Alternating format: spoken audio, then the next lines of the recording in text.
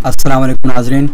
3-4 बड़ी इंपॉर्टेंट ख़बरें हैं जिनके साथ आपकी खिदमत में हाज़िर हूँ और ये ख़बरें बहुत ही अहम हैं। सबसे पहली ख़बर तो यह है कि जून का महीना आने वाला है और जून के महीने से पहले पाकिस्तान की गवर्नमेंट ने अवाम पर महंगाई का एक और बम गिराने के लिए IMF के साथ एक एग्रीमेंट कर लिया है और IMF को इस बात की यकीन दहानी करवाई गई है कि बिजली, गैस, पेट्रोल को महंगा किया जाएगा और ये इजाफ़ी टैक्स भी लोगों पर लगाए जाएंगे। ख़बर यह है कि पाकिस्तान और बैनुल-अक़वामी मालियाती फ़ंड IMF के दरमियान जो तकनीकी मुज़ाकरात हैं वो मुकम्मल हो गए हैं, जबकि अगले बजट के लिए पॉलिसी सतह के जो बजट मुज़ाकरात हैं वो कल से शुरू होंगे।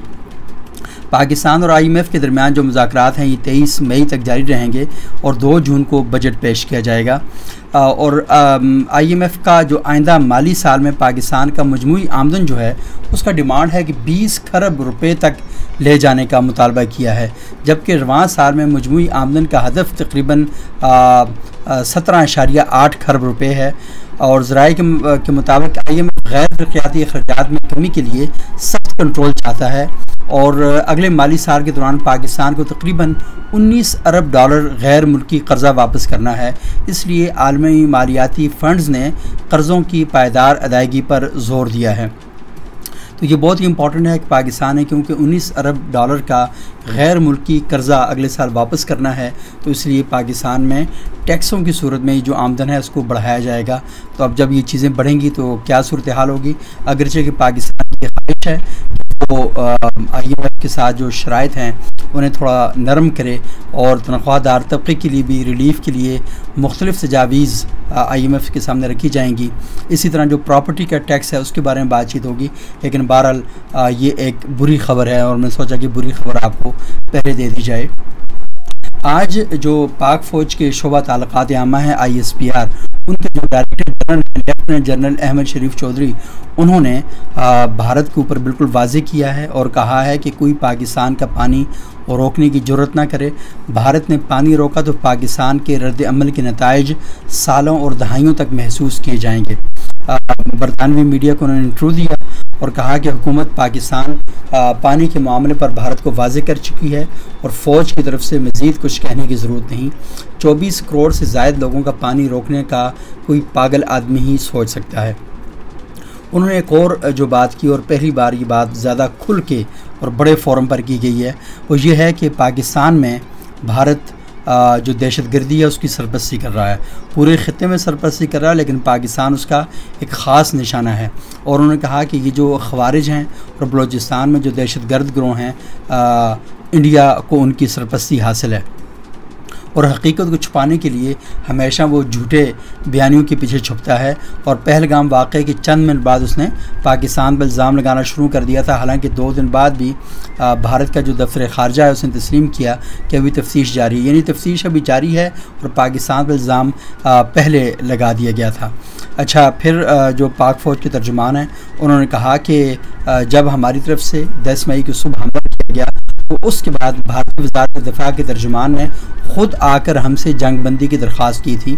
तो हमने कहा कि हम तो अमन और इस्तेहकाम के ख़्वाह हैं, तो क्यों नहीं। तो और सफारती कोर ने फ़हम फरासत से गैर मामूली अंदाज में आलमी बरादरी को इंगेज किया। हम पुरतशद्दुद नहीं, एक संजीदा कौम है, हमारी पहली तरजीह अमन है। अमेरिका जैसी बड़ी और समझदार ताकतें बेहतर समझती हैं कि पाकिस्तानी अवाम का जज्बा क्या है। और आपको पता है कि इंडिया अब सफारती महाज पर और मीडिया के महाज पर बड़ा एक्टिव हुआ है और प्रोएक्टिव होकर वो पाकिस्तान का जो बयानिया पूरी दुनिया के अंदर फैला है उसको काउंटर करने की कोशिश कर रहा है। और इस मकसद के लिए गुज़श्ता रोज़ बताया गया था कि उन्होंने एक 6 रुकनी टीम बनाई है जो पूरी दुनिया में जाएगी और भारत का मौक़िफ़ पेश करेगी। और पाकिस्तान ने भी भारतीय प्रोपेगेंडे का जो आलमी सफारती मुहिम है उसको शुरू करने का फ़ैसला किया है। बिलावल भुट्टो ज़रदारी को फ़ोन किया वज़ीर-ए-आज़म ने और उन्हें भारतीय प्रोपेगेंडे का तोड़ करने का अहम टास्क दिया। और ये यहाँ पर भी एक 6 रुकनी टीम बनाई गई है जिसकी क़यादत बिलावल भुट्टो ज़रदारी करेंगे। और ये जो वफ़द है उसमें डॉक्टर मुसद्दक़ मलिक, खुर्रम दस्तगीर, शहीर रहमान, हिना अरबानी खर, फैसल सब्ज़वारी, तहमीना जंजुआ और जलील अब्बास जिलानी शामिल है। यानी पाकिस्तान ने अपने जो बेस्ट ब्रांड हैं वो पूरी दुनिया के सामने भेजने का फ़ैसला किया है। और ये जो वफ़द है लंदन जाएगा, वाशिंगटन जाएगा, पेरिस और ब्रसेल्स जाएगा। और ये जो भारत के प्रोपगंडे और ख़िते की जो अमन तबाह करने की जो भारतीय कोशिशें हैं, इन पर बात करेगा। लेकिन इन पर बात करना तो अभी बात की बात है, लेकिन जो बुनियादी और बड़ी इम्पॉर्टेंट बात है कि पूरी दुनिया का मीडिया इस वक्त भारत की जो जारहियत है उसके ख़िलाफ़ लिख रहा है, और साथ साथ वो एक नई गेम के हवाले से भी बातचीत वहाँ पर हो रही है। अच्छा, अब आपको पता है कि जब ये सारा वाक़या हुआ और पाकिस्तान ने जो भारतीय फ़िज़ाइया के जो तैयारे हैं उनको गिराया, तो उसके बारे में एक बड़ी इम्पॉर्टेंट ख़बर है जो आज जर्मनी के एक बड़े अखबार ने एक आर्टिकल की सूरत में इशाया की है। उसमें उन्होंने कहा है कि चीन के J-10C मल्टी रोल लड़ाका तैयारे के हाथों फ्रांसीसी राफेल तैयारे गिराए जाने से भारत का ऑपरेशन सिंदूर एक तबाही में बदल गया।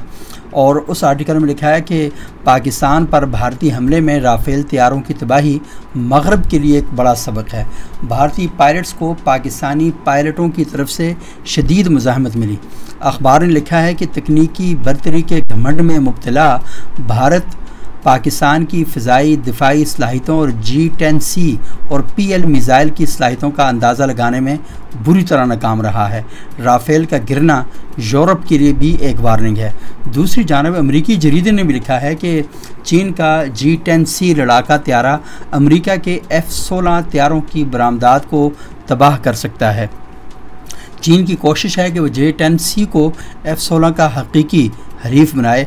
अगर चीनी कंपनियां अमरीकी F-16 की फ़रोख्त में खलल डालने में कामयाब हो जाती हैं तो ये अमेरिका के दिफाई शोबे के लिए एक बहुत बड़ा धचका होगा। तो ये आपने देख लिया कि पूरी दुनिया का मीडिया सिर्फ़ इसे पाकिस्तान और भारत की जंग के तौर पर नहीं देख रहा, बल्कि एक और हवाले से भी देख रहा है कि आपको पता है कि फ़्रांस असलहे का बहुत बड़ा डीलर है, ताजर है, मैन्युफैक्चर है, इसी तरह अमेरिका है। तो उन सब के लिए एक बहुत बड़ा सवाल ये पैदा हो चुका है कि भारत के हाथों ये जो पिस्पाई हुई है, असल में ये दुनिया में असला साज फैक्ट्रियाँ जो हैं उनकी भी एक तरह से चीन के मुकाबले में पिस्पाई हुई है, और दुनिया में जो चीन की असलहा साजी की सनत है उसके लिए एक बड़ा वसी मैदान जो है वो अब क्या कहते हैं खुल गया है।